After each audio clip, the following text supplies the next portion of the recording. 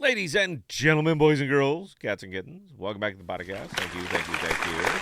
We're haven't done one of these videos before, man. It's the first time reaching out to TradFi. There's a reason for it. You guys know my history. If you don't know my history, I have worked in power distribution, power quality for 25 years before I retired. Now I am fully retired. Crypto's been really, really good to me, but it gave me the base information that I need to be able to make smart and educated trades.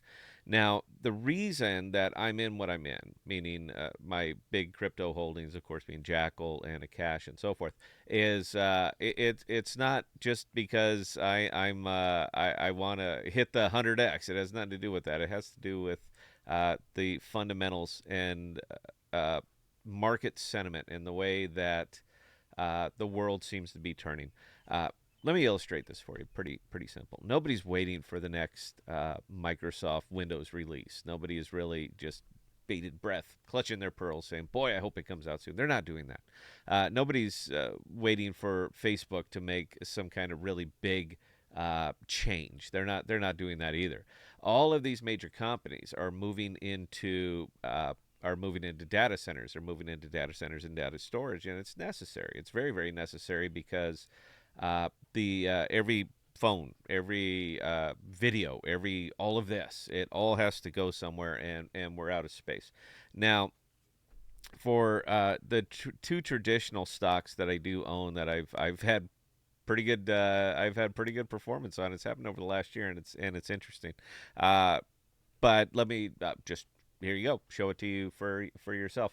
So this is a 1 year chart of Vertiv Holdings. Now I recently retired from Vertiv, but I've been here through the highs, through the lows, and right now obviously it's having an incredibly good uptick, a good uptick into the point that it's up 506% over the last year.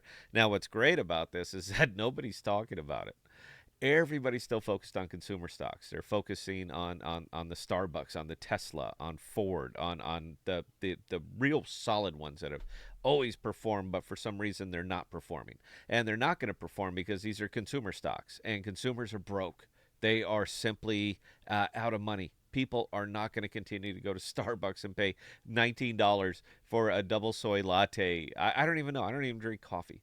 But I can tell you flat out that their business is absolutely compressing because people can no longer support them. Automakers are going to continue to do their thing, but the secondary market is almost larger than the new car market now because nobody can afford $78,000 for a pickup. Things are changing. And where they're changing is even with these major, what used to be tech companies, are now becoming infrastructure companies. And it is clearly reflected in their stocks. Now, what Vertiv does specifically is infrastructure. What they do is power quality and power distribution. And they are in all of these major data centers that are going up effectively anywhere. So Vertiv's not alone. Eaton. Eaton is sitting right over here. It's up 89% this year. How many people are talking about Eaton? Eaton has been around forever, but they are a powerhouse, an absolute powerhouse in this industry.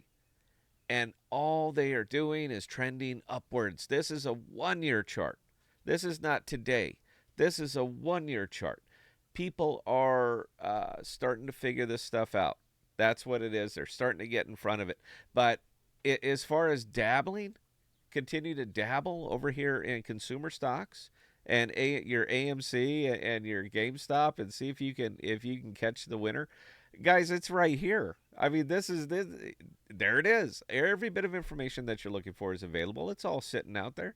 Do a little digging. Start out. Figure out which way the world is starting to pivot, and this stuff gets really, really easy. Now, again, I might have a little bit more insight because I work in the industry. But anybody can read a chart, and anybody can drive around basically any major city out here and see these big, monstrous, gray, windowless buildings that are going up with the 25,000 construction workers, electricians, plumbers, pipe fitters, benders, everything that it takes to actually build these things up.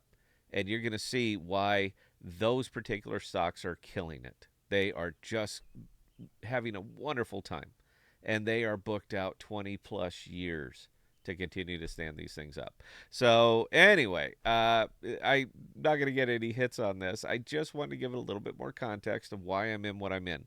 DPIN is great. Decentralized physical infrastructure is great, but physical infrastructure is a money shot. And you don't even have to take my word for it. You can look right there. Show me something else that is performing that well over the last year. Serve it up. Anyway, going to be live tonight. Hope you guys can join us, 1800 Central, right here on YouTube. For questions or comments, scott@thepodcast.com, and I answer any and all. And until next time, please stay safe and please be smart with your money. Cheers.